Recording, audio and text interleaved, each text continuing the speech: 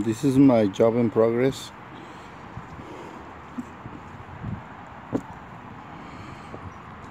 You see, I just put the plywood in place, and then later I'm going to snap a line on the hip all the way down, and then just cut the plywood in one whole piece. I don't cut piece by piece because it takes longer. So you just put it in place and like this. This is how I install my plywood. Make sure that when you install the plywood, it gets in the middle of the rafter, or at least it's grabbing the rafter. You see, this is the rafter underneath, and they nail it at 6 inches on the laps, and then 12 inches in center. Right here, this one, it's butted with the plywood on, with the rafter on the other side. So I'm gonna notch it a little bit, like 1 inch or ½ inch, so that way it can get in the middle of the rafter. And this one, I marked my 4 feet from the bottom to right here, and then I snap a chuck line. I will follow the chuck line with the rafter, with the plywood all the way, and then we'll continue. And then this is what I use my my counter buttons, you see, to support the plywood where it doesn't have any support underneath. If I don't put this piece of wood, the plywood right here, when I nail it, it's gonna sag, so it's gonna look like a dip. So that way, your plywood is gonna look straight. And this on the other side is just in place. I just need to snap my lines, on the plywood, on the rafter, and then one guy's gonna follow the chuck lines with the nail gun, and then nail it at 6 and 12, and this is the job in progress. This plywood is called radiant barrier, OSB. It's got the aluminum foil on the other side of the plywood. Let me show you. Show the brand. It says Eclipse.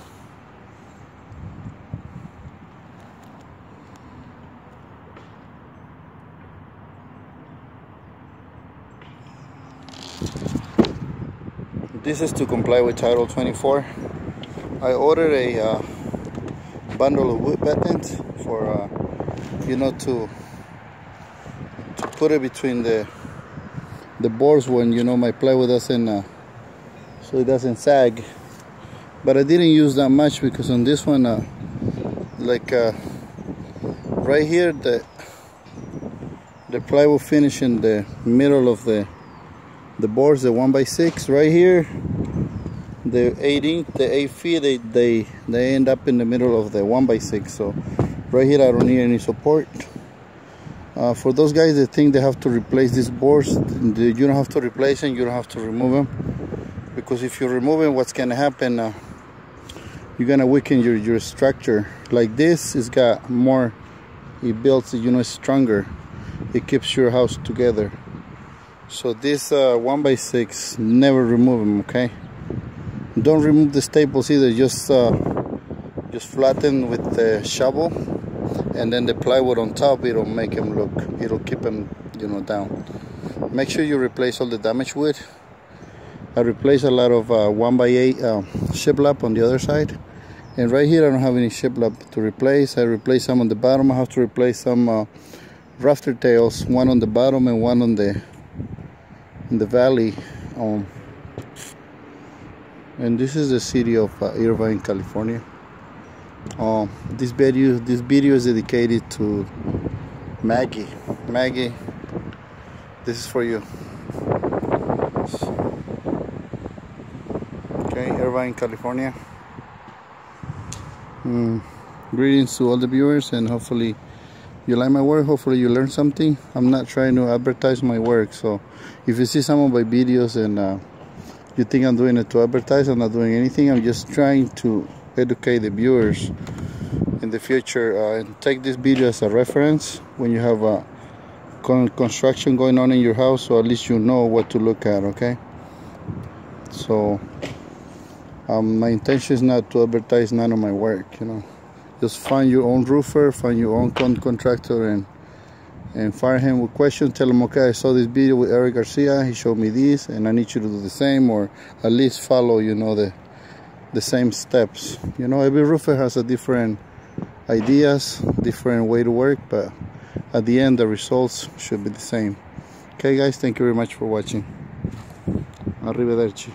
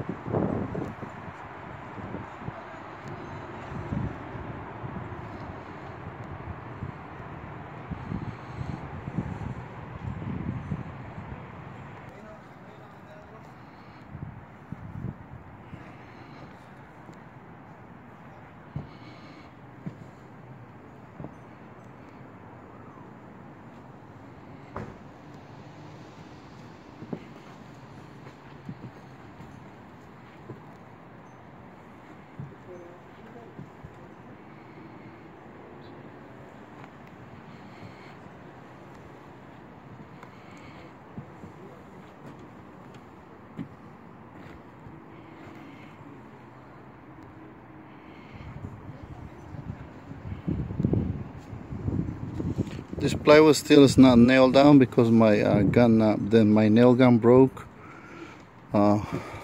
This area is not nailed down yet, so I'm gonna come back on Monday and nail it. But everything is in place. It's chuck lined. You see, I marked the rafters.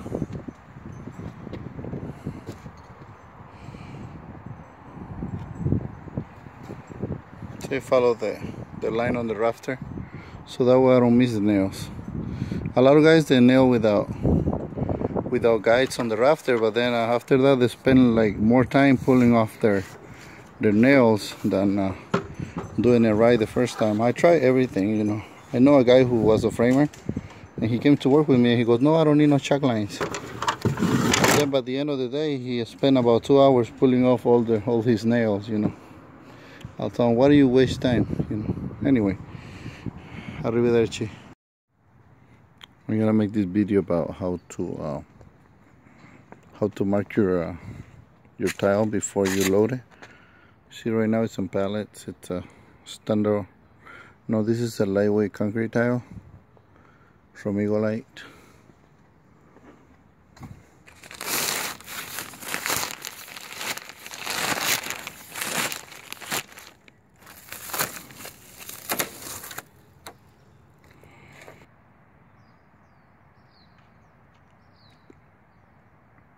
See, I already installed my felt, and later on today around noon the guys are gonna come, you know, from the company and load the tiles. Before they load it, I have to chuck line all my roofs so they can because later when the tile is installed, I mean the tile is loaded, it's so hard for you to be moving tiles around and then marking your lines where the tile's gonna be installed. So you have to do it before they load the tiles. Okay, I'll show you today how to do it, and hopefully you guys like it. And then the loading, you don't have to do that. That one you have to give it to the company, you know, who's selling you the tile. They usually charge you, like, it's cheaper if they do it because they know how to do it, they do it fast. And if you try to save money, you're only gonna save like a couple $100. It's gonna take you maybe a couple of days, so it's not worth it for you to do it. Okay guys,